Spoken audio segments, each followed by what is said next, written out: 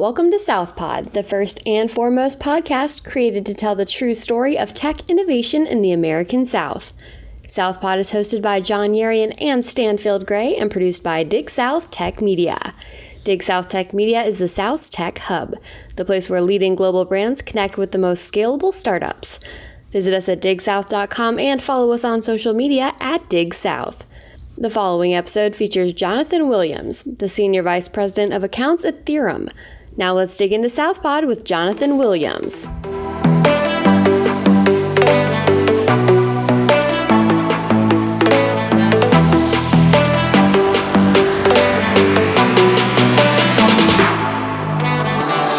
Here with Jonathan Williams. He just explained he has a widely distributed team, pointed out some of the markets that the people that you collaborate with, where they're based.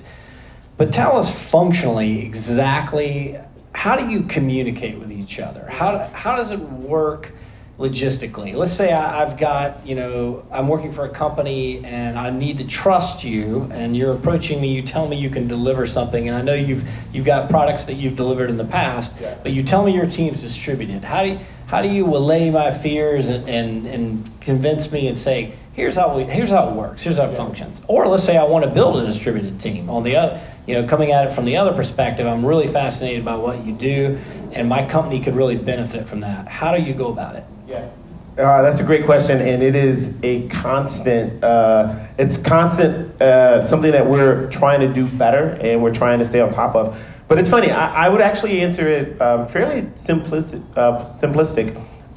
It's being responsive. So when queries come, you are responsive. You're responding very quickly, and you're available. So you're able to attend meetings. Now we use a bunch of different tools. We use Slack. We do a lot of video conferences. We will travel on site to kick work off. We'll travel on site for key moments that we have to have with our customers.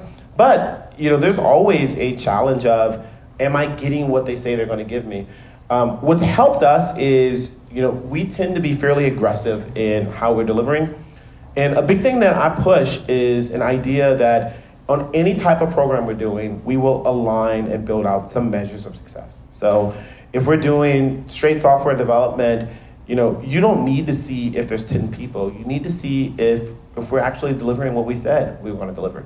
And we're aligning some measurements to that, along the way. We're not aligning did we complete the design document?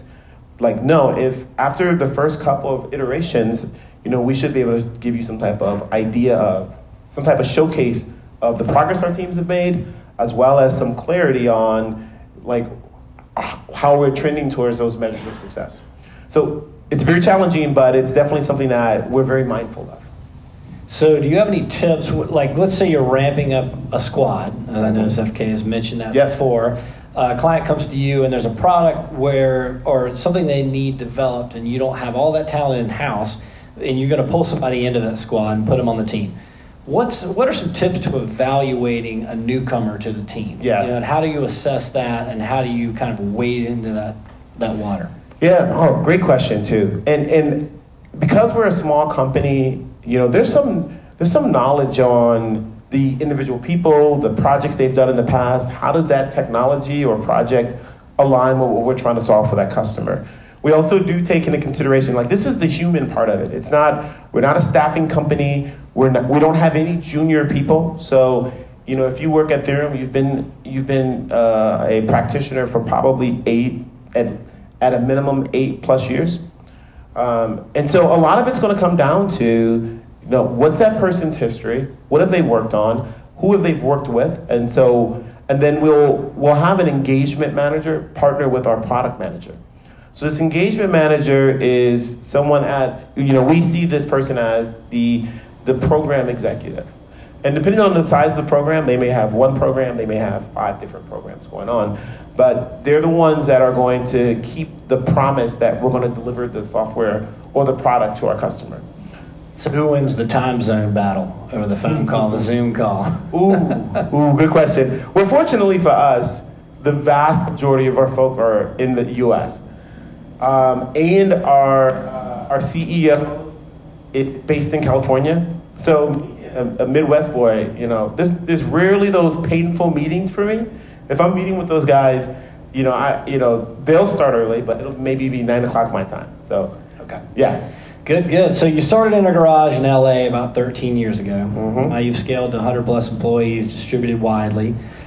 Is there a fundamental difference between the way you would approach a company, let's say a growth stage company that's got 20 million in revenue, they are launching a new product, versus a Fortune 500? Yeah. Because you threw out some big clients here, Apple, Yep. AT&T, others.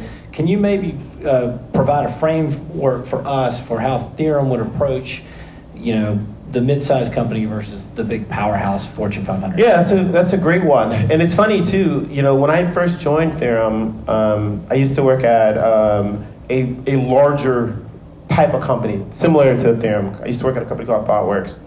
And one of the last pursuits I had was a small organization, and they were trying to build a logistics tool. He was going to become he had a little bit of backing. He was building out some truck brokerage software. I just so happened to have done quite a bit of logistics software in the past, so I was able to have conversations with him. As I was going through my onboarding process with Theorem, they were talking to the same person. And it's fascinating, that I had a chance to see how, and so we're not talking about a Fortune 500, we're talking about someone who's largely bootstrapping, building a new logistical tool for himself with some minimal backing. The approach that Theorem took to that was to take into consideration where he was at, and we had to have some hard conversations with him. And those hard conversations were based around, you've got this great idea, this market is so big, let us help you develop the framework to how you can get additional funding. So when we're approached by organizations that aren't the big boys, and they aspire to create something or aspire to become something bigger, it's probably not the right fit for us to land a team of 20 engineers and let's just build this thing out. It's not going to work. It's just not going to work financially. What we will do, though, is work with that person to frame up the challenge, try to put in place, introduce them to our network. We have an incubator internally to the company where, as we have folk that are unassigned, we may, if the work and what you're trying to do is compelling, we may just commit folk to the program that you have. So there's a myriad of things that we'll do, Stan, but a lot of it just depends on where you're coming from, and we really try to take the request seriously. I kind of want to stay there for a minute. We want to take and honor that this person is creating something, and whether it's us building it or we're helping them find the funds that someone else can build it. We want to honor what they're doing, and then we want to try and put in place some meaningful guidance for them. Good. Well, let's take some questions. Come on, Dan. Oh, here we go, John. John. So, with the clients you have on the list, you've got to be competing with the Accenture and NC Digital and all that. What is your team size like with 120 people versus something that Accenture would put on a project? Yeah, great question, John. Is that short for Jonathan? My man. Yeah, it's funny. I found myself competing with Accenture, Infosys, Deloitte, McKinsey, all of those companies. We compete with them a lot, and it's challenging because those companies they're built to win these big projects, and by that I mean they have these relationships, and they're when I was at Accenture, we would talk about platinum tier clients that have over 100 million in spend. And it's just mind-boggling numbers. And so they'll have a whole team, complete with lawyers, built to win that work. The challenge, though, is, they also have terrible track records of delivery. And so, I'm regularly up against those places. What we've done and where I found us to be successful is our approach hasn't been very cookie cutter. So, I think back to pursuits at Accenture or even a mid-sized consultancy like ThoughtWorks. And the reason why I've had a lot more success at Theorem is I'll talk to someone, I'll work with practitioners, and I constantly will drag them to meetings with customers with me. And those practitioners are the ones that are talking to the customer. So it's not a pre-sales guy, it's a practitioner who lives that world, who I may have pulled out of the woods of Washington and he understands the tech so well. So part of it is we do have great people. Not everyone says they do, but I can probably prove we have really good people because of the approach we take. The other thing is we do treat, the same thing, the way I answered Stan's question about honoring the request. When we get a chance to provide a proposal, if we're going to go through the effort and respond, then we're going to respond, and we're going to be thoughtful about it. We're going to give them guidance, and at times we're going to tell them we may be asking the wrong question in this proposal, and that alone will sometimes just pique someone's interest, and they'll get us in the room. John, I hope I answered the question, but Yeah, let chat more about it later. yeah. Thank you. Yeah. As a small firm, does price play an equation in those bids? Yes, and it's interesting too. Like we historically have been scrappy, and by scrappy I mean we have these smaller squads.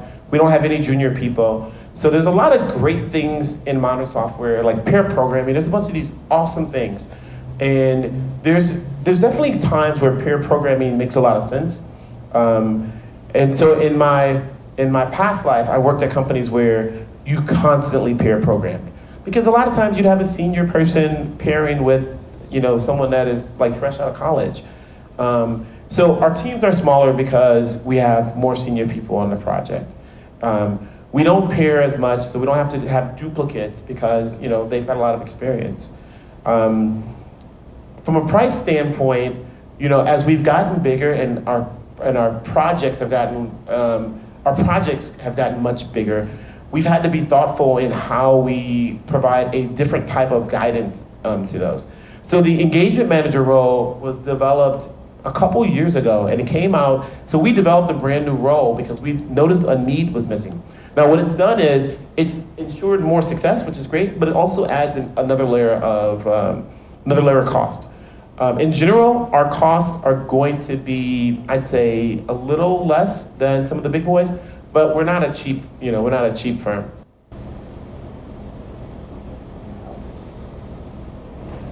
Going off with the question about talent and how you guys have such a small team, you guys obviously hire internationally. Have there been any problems or issues that you've run into with hiring?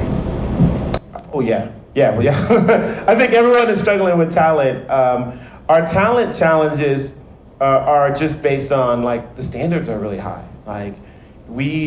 People put these numbers out there all the time, but it's not uncommon to I'll give you a practical example.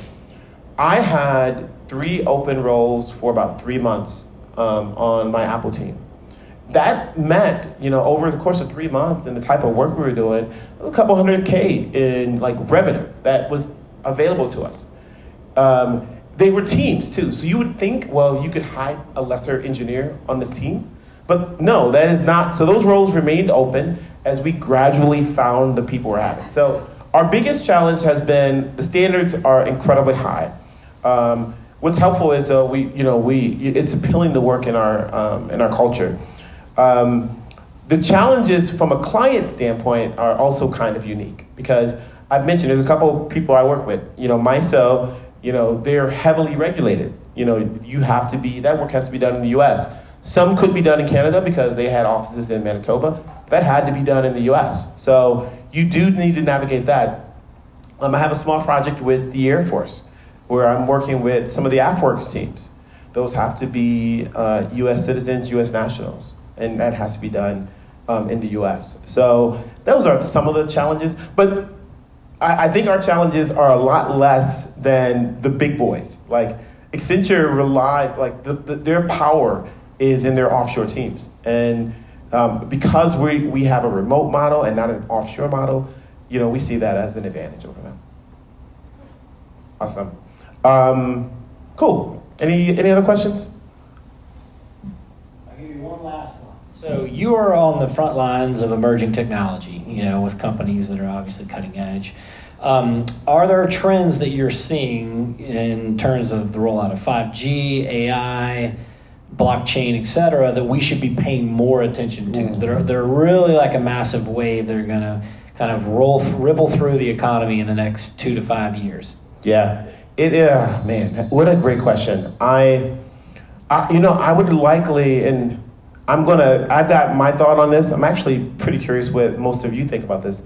What I see time and time again with the customers that I work with, a lot of it has to do with machine learning and incorporating more in the great need for like data science and sophisticated data models.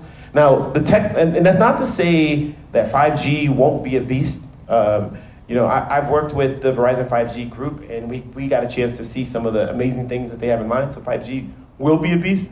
Blockchain is kind of, I don't know if I would say the capabilities there, I wouldn't say it's lived up to the extreme hype that everyone had about it. There's some limitations with that version of distributed ledger.